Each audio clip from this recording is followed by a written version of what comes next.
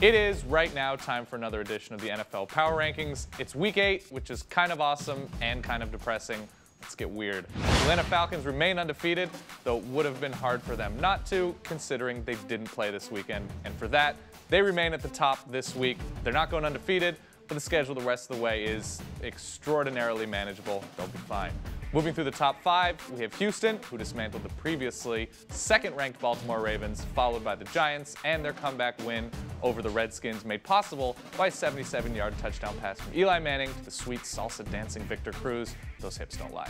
At 4, the Bears continue to roll.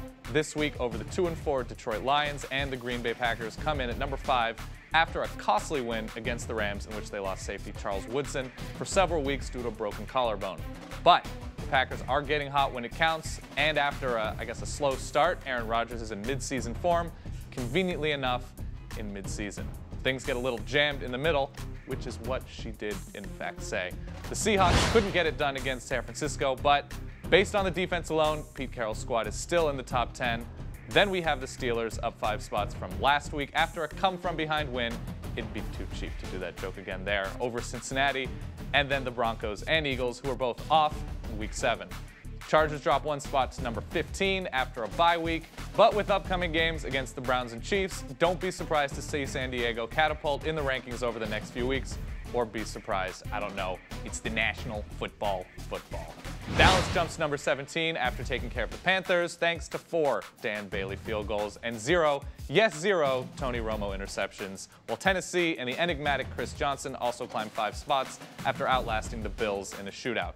Down to the bottom of the barrel, the Saints finally hike up 2 spots to number 25 after narrowly escaping the Buccaneers, who fall to 26. And finally, after being down 2 touchdowns and winning a real ugly overtime game against the Jaguars on Sebastian Janikowski's leg, the Raiders move up to the 28 hole, and those aforementioned poor Jaguars fall to dead last as they're now 1-5 and without the services of Maurice Jones-Drew for at least a week, and may have lost quarterback Blaine Gabbert as well with a torn labrum in his non-throwing shoulder. That last part might actually not be such a bad thing though, at least if you're a Jags fan. So, who's just right? Who's too high? Who's too low? And what's your favorite taco filling? Let us know in the comments below. And the correct answer to that is pollo guisado. We'll see you soon.